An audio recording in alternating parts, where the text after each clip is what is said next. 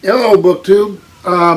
Today we brought Steve back to Boston, or I did. A couple hours drive from here.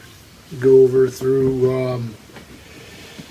out of Vermont and through New Hampshire and then down to Massachusetts. It was a beautiful morning. Fog sticking to the mountains, but very nice. And then it cleared up as we got into Beantown. Steve helped me with the GPS. I don't drive in the city much anymore. And then we went directly to the Brattle. We had Bean with us. We went to parked the car and wandered around Boston Common, and then went to the Brattle, the outside lot, the first floor, and the second floor. So I'd done the first floor in the lot before. I'd never done the second floor, and I made some wonderful finds there. And we didn't get to the third floor, which is the rare books. My wallet probably wouldn't handle it now anyway. And Bean, Frida Bean, had a long weekend. A lot of stimuli, cats, and a new house. Although she's been here many times, but she's still something of a baby, you know. And travel, car travel, back and forth to different things. So she was done. So we decided to cut the visit short. I didn't video any of that. Didn't really feel comfortable doing it with folks in there, and not everybody would be pleased to be filmed. So then Steve not only helped me navigate through the Brattle, he helped me navigate to his house, which was a great help, and then got me on the straight and narrow on my way home, which he did wonderfully, and it was very nice. And I Boston classical radio on the car for as long into New Hampshire as I could, and just relaxed a bit. But we loved having them here, both of them here. And they're always wonderful guests, and very easy to have around. And yeah, it was, the kids very much enjoy having them here, and Deb and I do too. And we did a couple of videos together. We did some book hunting together. We did the first live stream ever for either one of us on this channel. We would do some things different next time. We learned. Made some errors, made some mistakes, but I think we would do it again, even with some of the issues that came up. So, what did I get? What did I get at the Brattle?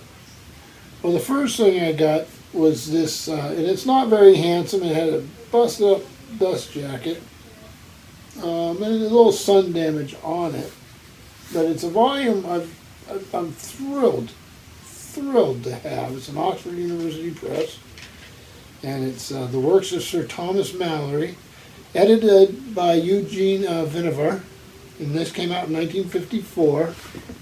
Let me see if I can do this. Yeah, you should be able to see that. In the 30s, there was so Caxton had originally printed Thomas More's La Morte d'Arthur, The Death of Arthur. By Sir Thomas Malory. And then centuries later, I can't remember if it's in Winchester or Westminster, I think it's Westminster, manuscript was found in the 30s. And this Eugene Vinaver had done a book, this is 54, this came out, but in 47 he had done a book on that manuscript, sort of balancing out Caxton's printing and, you know, annotate. This does not have a lot of the annotations and stuff of that edition, but it does have similar text and even then some updates. So, so here's a section on Merlin. I don't know if you can see any of that text, but you can see it's old style text. Something I really was thrilled to find. This was $1. So to go in with my Malory stuff, I don't know if you can see any of that text.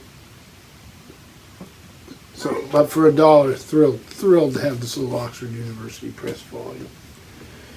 And then the next thing, also out on the carts, this one was also $1. I'm halfway through it as an ebook and just never finished because I'm not a big ebook fan.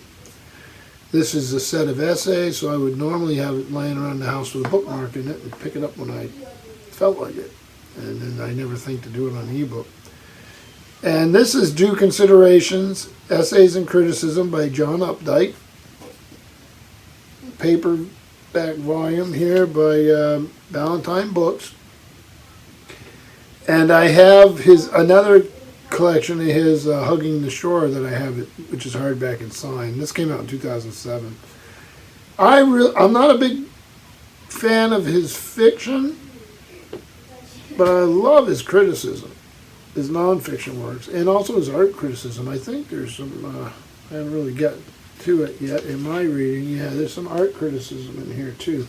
So thrilled to have this. I wouldn't mind having the whole, the entirety of his written criticism, and they did have a few more of them there. I looked at them, but I decided this is what I wanted so I could finish it up, and of course I didn't want to break the bank.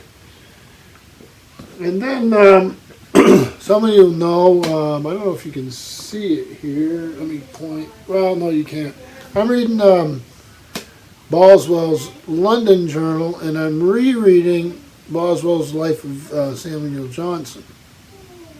And I'm taking my time about it, just enjoying it. The Boswell's London Journal's a bit over the top and fascinating, gives you a picture of the city that maybe you wouldn't normally run into. So I'm on the lookout now. He has one on Holland. He has a few others.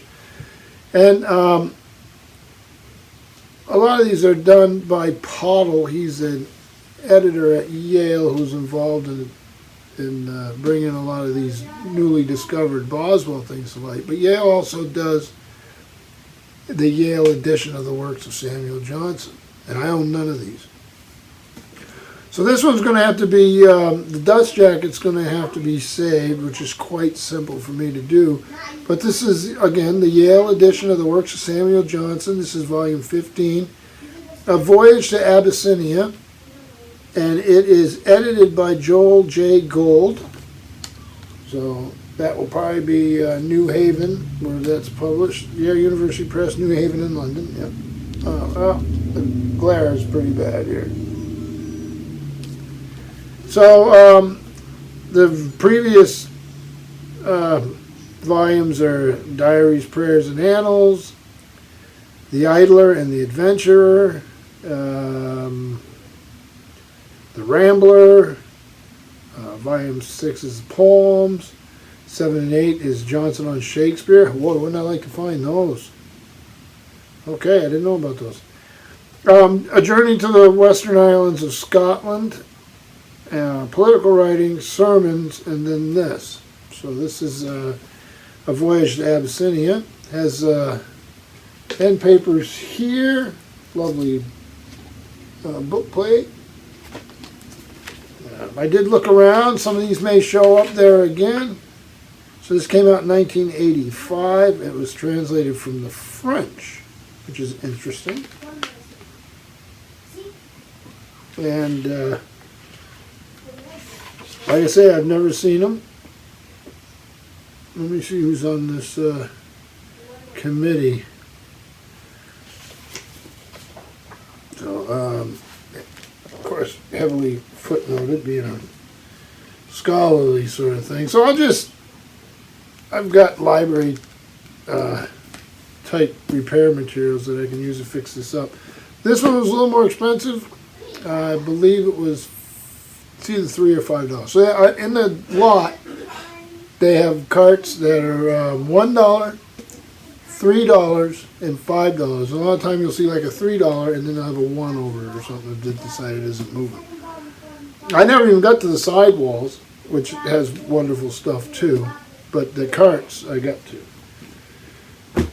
So then I have a set that I've really been looking to finish up in hardback, and I had a couple paperback placeholders, and it's Jefferson in His Time by Dumas Malone, and I had Really not good condition plate. Everything in hardback except for these two volumes, Volume 4 and Volume 6. It's a 6-volume work. So I had these two sort of dinged up old paperbacks as placeholders because I'm rereading the entirety, and I'm just about to get into the 4th volume, which is Jefferson the President, First Term, 1801 to 1805. Absolutely loving them. But as Steve says, the Brattle will provide, and you're going to see even more of that. So I got Volume 4 and 6, and thank goodness I remembered what I needed. Both in hardbound, back, both $3. So for $6, I completed a 6-volume set. Absolutely thrilled. These came out, let me see, 1981, Little Brown and Company on Volume 6. So I'm going out backwards here. Little frontispiece here. Portrait by Tom Sully. And, yeah, so this is the vinyl volume. I should have done this the other way around. I apologize. And the other one is First Term, 1801 to 1805. And it's going to be a better way of doing this. And the glare is coming from way over there. In about a couple months, I'll be glad to have glare because it'll be dark and cold. So this was Little Brown and Company, 1970, and has this great portrait of Jefferson painted by Rembrandt Peale. Many of you have probably seen that before. And yeah, these have been a great reread. So I'm glad to go to complete that set, and we will move these paperbacks along. Then those of you who watched the last few of my videos, some of them with Steve, or I mentioned, then during live stream I was actually asked what would be the Captain Cook biography you think is best, and I believe What Do You Want? And I had mentioned that I have Alistair MacLean biography, I have a Alan Villiers biography, I probably have a few more.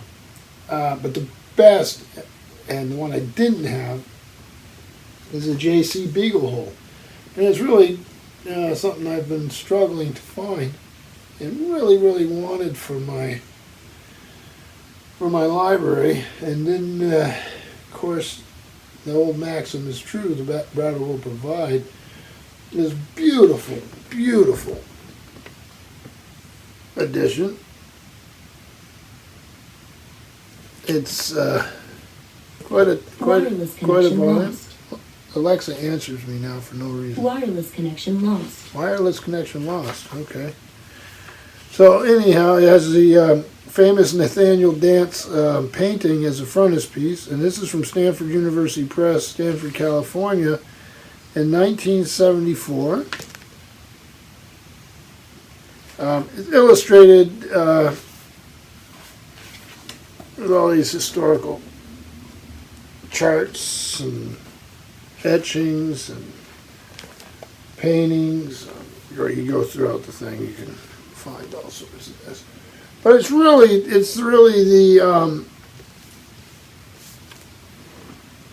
the high watermark of this type of thing. So I was absolutely excited to have it. And when I got home, I'm sitting down looking through it and admiring it and wondering how beautiful it was going to look on my shelf. And it won't look so beautiful on my end table, but it'd be practical there. And I looked at the back, and it has also by J.C. Beaglehole, The Exploration of the Pacific, 3rd edition, also by Stanford University Press. And that's more specific exploration. So now I've got another book I'm going to look at. I was so excited, and thank you to Steve for bringing me there, for tracking this down and insisting that I walk out with it. It was very kind of him. So, yeah. And it's funny that we were talking about it just recently. And then a book Steve and I had talked about, for my collection, you can see up there I have my Shakespeare section. You can see part of it anywhere. And there's 2 volumes I've always thought of as standard that I'd like to have standard in my library. And I always run into trouble finding them. There's actually 3 things. I want the box 2-volume set with the magnifying glass of the Oxford English Dictionary. I used to have it. I used to sit there with my microscope and literally look up word origins because I find them fascinating. I do it randomly. So I'd like to find that. The other thing I'd like to find is the Riverside Chaucer. I like Chaucer. I like reading Chaucer. And I have quite a few, some in the original language, some, I don't know, updated, I'm not sure, I guess it's translated. So, but the other one, when you look at Shakespeare thing, you'll note the shelf, you can't see the whole thing, but you can see most of it, and I don't have the Riverside Chaucer, and when I find them, they tend to be binged up. And Steve actually found this and brought it over to me, and this is the Riverside Shakespeare in very, very nice condition. Look at that. I never see them like this. And maybe in your town you do, but I don't here. This was owned by a woman in 1992. She does have a couple spots where she highlighted with a yellow highlighter, but they're so neat and precise, it doesn't hurt the book at all. In fact, it makes it a little more interesting in my book. So this is came out in 1974. So you'll look inside, and there'll be obviously there's a glossary of bibliographic terms. There's images. There's obviously the plays and the poems. This, to me, is that standard that I always wanted to have. So here's some reproductions from the folio. The thing only weighs 800 pounds. So here's a play.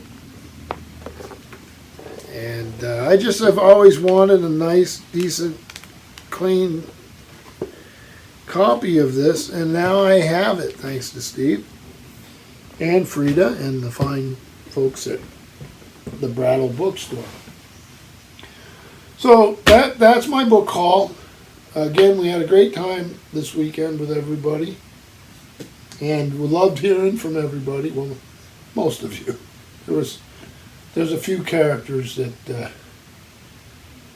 got on the chat, but we will learn how to deal with that. It's just part of the modern world, I guess. But for the most part, we had a wonderful time, and we very much appreciate his visit and Frida's visit, and look forward to it happening again.